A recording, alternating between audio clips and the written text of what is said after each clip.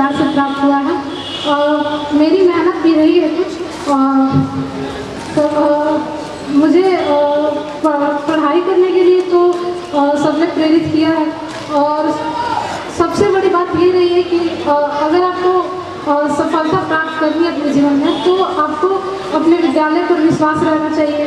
और मैं अगर मेरी बात करें तो मेरे प्रधानाचार्य कहते थे कि अगर आपको सफलता प्राप्त करनी है सच में, अगर आपको बिहार में स्थान प्राप्त करना है तो सबसे पहले आप विद्यालय प्रतिदिन आए और आप में अनुशासन होना चाहिए, आप में एक धैर्य होना चाहिए कि हाँ आप वो प्राप्त कर सकते हैं।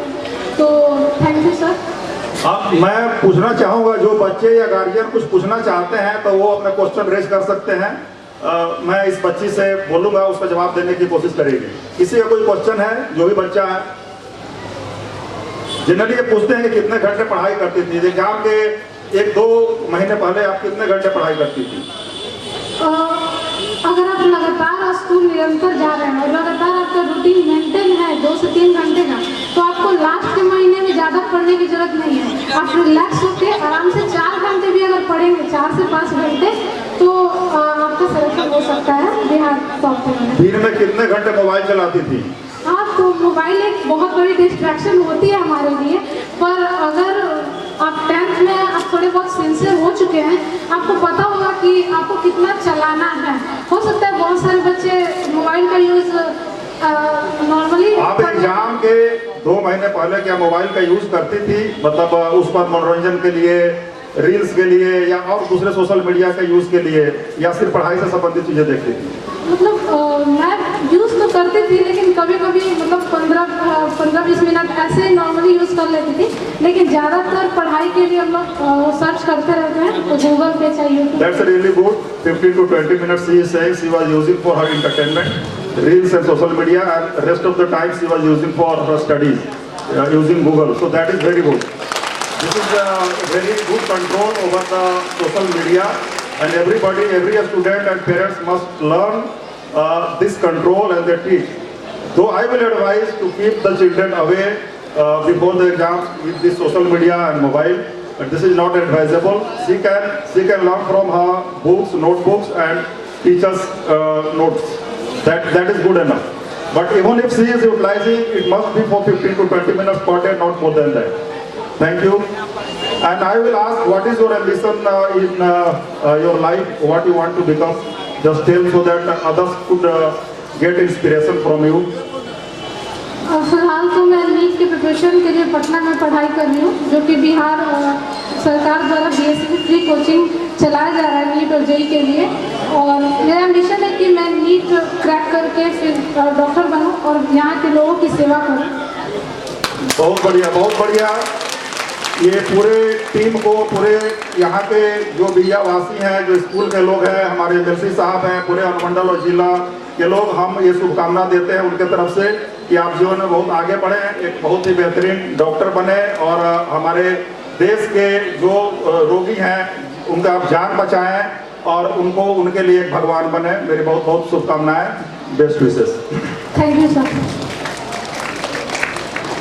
ठीक है, और कोई बच्चा टॉपर अगर है, वो बोलना चाहे, शेयर करना चाहे तो आ सकता है, अदरवाइज बहुत सारे लोगों को प्रोग्राम में जाना है तो हम लोग कंक्लूड करेंगे। ठीक है, अभी नहीं है, बाद में आप लोग शेयर कर सकते हैं। मैं इसलिए बुलाना चाह रहा था कि क्योंकि यहाँ पर पेरेंट्स भी आए हुए हैं, जो यहाँ के लोग हैं वो भी आए हुए हैं, बहुत सारे गणमान्य लोग आए हुए हैं, तो उनके मुंह से सुनना ज़्यादा प्रभावकारी होता है। बशर्ते कि हम लोग भी पहले आपकी तरह वहाँ बैठे करते थे, सोचते थे कि कभी हम लोग भी अधिकारी बन जाएंगे, डॉक्टर बन जाएंगे, इंजीनियर बन जाएंगे, ऐसा सोचते थे। लेकिन आज हम यहाँ पर हैं, शायद आप लोग बुलाने का एक पर्पस ये भी है स्कूल के प्रशासन के द्वारा। Just for sorry for interruption, एक आई है बच्ची, क्या नाम है आपका?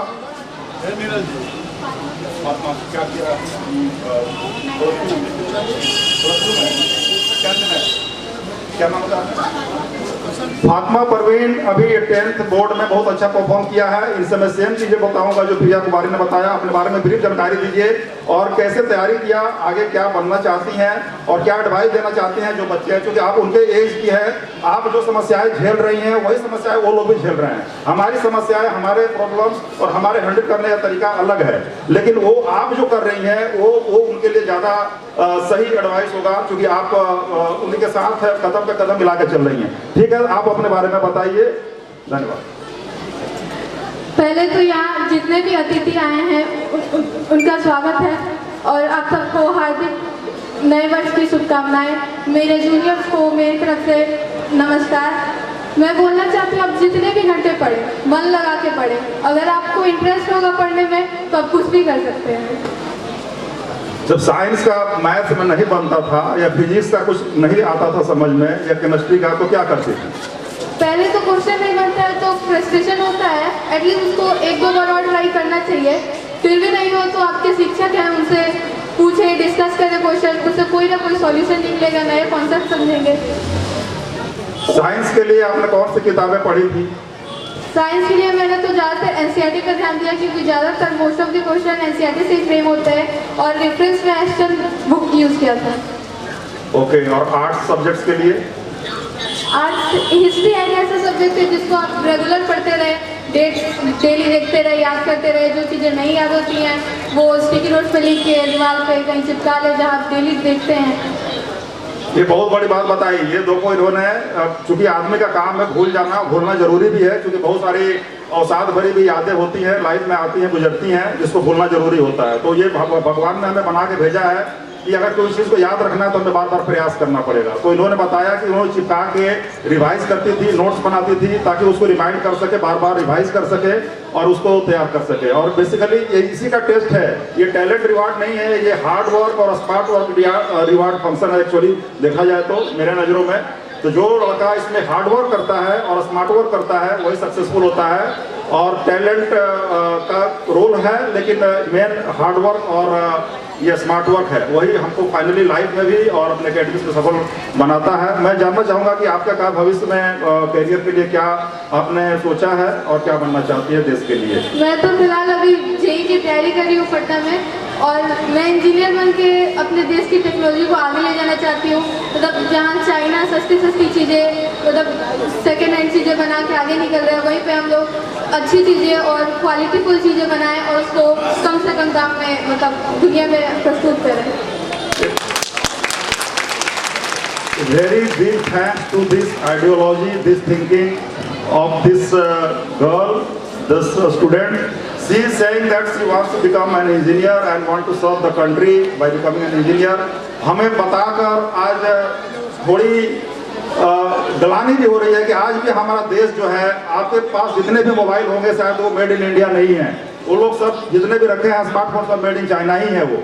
तो ये इसका सोच के मैं तारीफ करता हूँ और ये सबको सोच इस डेवलप करना होगा कि हम खुद अपने देश में इस तरह के मोबाइल बनाएं और इस तरह के जो टेक्नोलॉजी है हम खुद डेवलप करें सस्ते में, ताकि हम सबके हमारा टेक्नोलॉजी में भी हमारा स्थान हो सके, देश का विश्व में एक विकसित राष्ट्र बन सके। बहुत बहुत धन्यवाद, बहुत बहुत धन्यवाद। Thank you. और मैं आखिरी बार अपने शिक्षकों को धन्यवाद देना चाहती हूँ। मेरे जितने भी मार्क्स आए उसमें सबसे बड़ा योगदान मेरे शिक्षकों का है, जिन्होंने मेरा साथ दिया, जो मुझे समझ में नहीं आया उसको हर तरीके से समझाने की कोशिश की। Thank you very much. जो वो बेसिकली प्रॉब्लम फेस करते हैं, एक चीज मैं बताना चाहता हूँ। मैं अभी आ रहा था तो मैंने देखा कि कल एक महिला, मतलब वो एक स्टूडेंट है, उसने सुसाइड कर लिया है। अपने आरा का ही है मामला, वो नवादा थाने का। मैंने उसका फोटो देखा, काफी हृदय विदारक मुझे लगा और मैं सोचने पे मजबूर हो गया कि कैसी शिक्षा दी जा रही है, ये शिक्षा लेकर क्या करेंगे। मैंने उसका देखा, उसके बगल में लैपटॉप रखा हुआ है, उसके पास बहुत सारी कंपटीशन की किताबें रखी हुई हैं और पंखे में अपने चुन्नी से लगा के सुसाइड कर लिया है।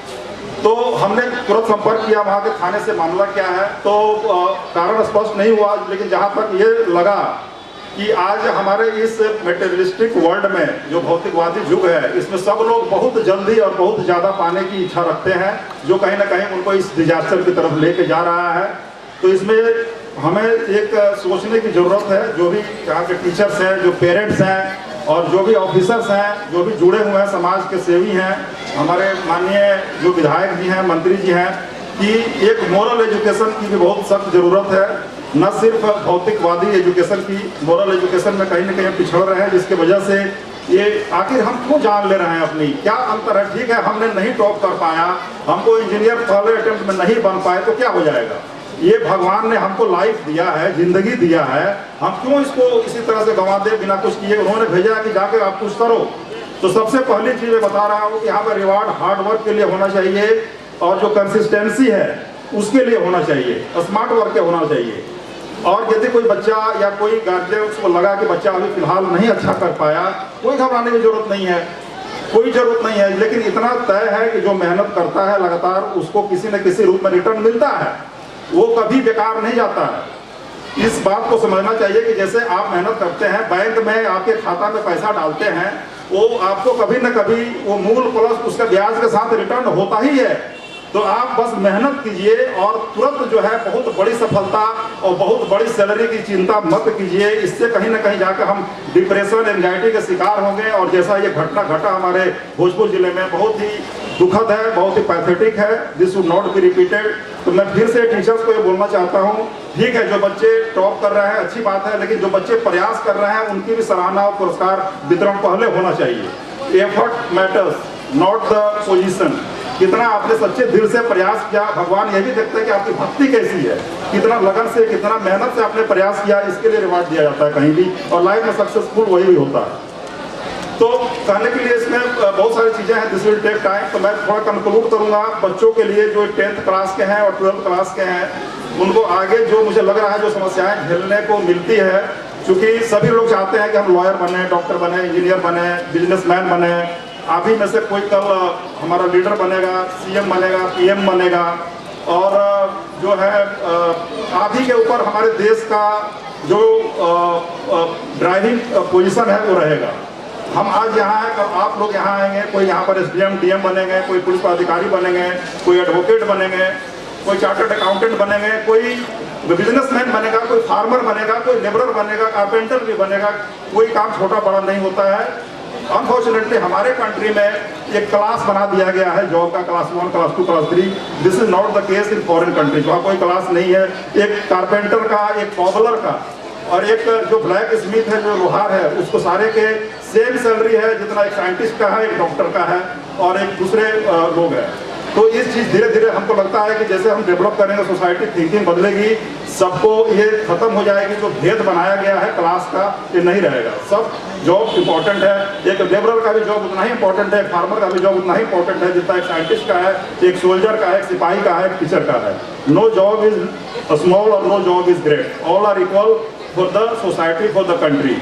और ये सारे जो है, ये जो हम काम करते हैं, अपने जो हमको बनाया है प्रभु ने, उन्होंने कर्म के लिए भेजा है और हम हमको अपना कर्म करना है, जिसके लिए हमको कर्म में रुचि हो, आनंद हो, इंटरेस्ट हो, वो काम करना है। तो मैं 2-4 चीज़ें और करना चाहूँगा।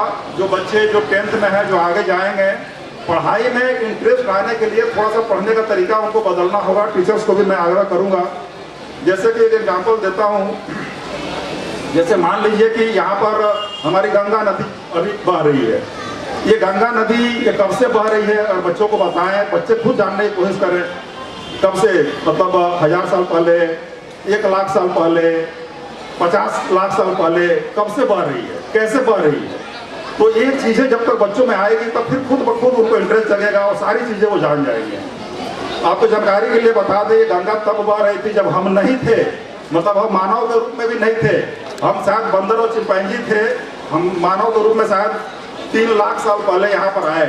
जब ये गंगा बह रही थी, ये भोजपुर या इसके आसपास, ये मेंडरिंग कोर्स है, आप लोग ज्योग्राफी में जो पढ़े होंगे कि जो ये नदियाँ हैं, ये मेंडरिंग कोर्स अपनाती हैं, तो इनका धारा बदलते रहता है। कभी यूपी साइड में, कभी बिहार साइड में, ये चेंज होता रहता है। इसमें 500 साल में, 200 साल में या 1000 साल में, तो ये इसका कोर्स बदलता है। लेकिन ये नदी आपको बता दें, ये करीब 5 से 7 करोड़ साल पहले ये गंगा थी।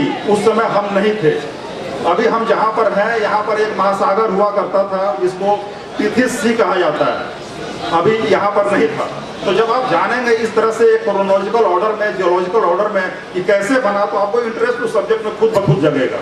तो ये चीज़ें जानने की ज़रूरत है जो हमारे बच्चे हैं, ताकि उसका full right from the bottom till top, मतलब एक एग्जॉस्टिव स्टडी करने की ज़रूरत है, सो दैट कि आप उसको हर एक पहलू को आप समझ सकें। क्योंकि कंपटीशन में क्वेश्चन कहीं से भी पूछे जा सकते हैं। और पूछेगा कि कितने मिलियन ईयर्स एगो डस्टबिन नहीं थे, मोटर गाड़ी कुछ नहीं था, आदमी होंगे, जानवर, आदमी मतलब वही जो बंदरों के रूप में होंगे, जानवर होंगे। तो इस तरह से आपको जानने की जरूरत है। सेम थिंग गोज, जैसे कि कोई पॉलिटिकल साइंस का स्टूडेंट है जो कॉन्स्टिट्यूशन पढ़ रहा है, तो अब जैसे एजुकेशन एक सब्जेक्ट है। अब एजुकेशन, जैसे कि हम बैठे हैं, जो विद्यालय बने हैं, यहाँ के जो प्राइवेट स्कूल है, इसमें भी हमारे सरकार ने 25% सीट रिजर्व दिए हैं फॉर द वीकर से। लागू हुआ 2009 में, जो ये एक्ट हुआ उसको इन्फोर्स किया गया 1 अप्रैल 2010 से। इसमें राइट टू एजुकेशन को फंडामेंटल राइट बना दिया गया। फंडामेंटल राइट का मतलब ये हुआ कि अगर कोई 6th till 14 years of age, every child of the country will get free and compulsory elementary education। एक बहुत ही बड़ा लैंडमार्क ये नीति निर्देशक तत्व है, उसमें था कि हर एक स्टेट को ये प्रयास करना है कि बच्चों को शिक्षा मुफ्त में मिले, अनिवार्य रूप से मिले। तो आप देखेंगे कि हर स्कूल में एक प्राइमरी स्कूल होगा, और वहाँ पर शिक्षा के लिए हम जब जाते थे पहले पढ़ने, तो हमको वहाँ पर कुछ शुल्क देना पड़ता था। आज के डेट में तो फ्री है, उनकी किताबें फ्री है, ड्रेस भी फ्री है, बताया साइकिल है, और उसके बारे में पुरस्कार है, बहुत सारी चीज़ें सरकार की तरफ से दी जा रही है। तो आज के डेट में कोई जाके सुप्रीम कोर्ट में नहीं कह सकता है कि हमको जो एलिमेंट्री एजुकेशन है नहीं मिल रहा है, क्योंकि हर जगह स्टडी स्कूल एजुकेशन फ्री, उससे कोई शुल्क नहीं है, किताबों का भी नहीं है, खाने का भी दिया जाता है ताकि बच्चे उससे भी आए। तो ये उसी राइट टू एजुकेशन जो किया गया उसका परिणाम है। इस तरह से आप पढ़ेंगे कि भाई कब आया, क्यों आया, पहले ये राज्य के नीति निर्देशक भी किए हैं। अब आप जैसे फिजिक्स है, अब आप देखते हैं कि हम एक पत्थर ऊपर बढ़ता है। अब जैसे आपका कंजर्वेशन ऑफ एनर्जी का लॉज है, कंजर्वेशन ऑफ एनर्जी क्या बोलता है कि हम एनर्जी को हम डिस्ट्रक्ट नहीं कर सकते हैं, we can only change the form.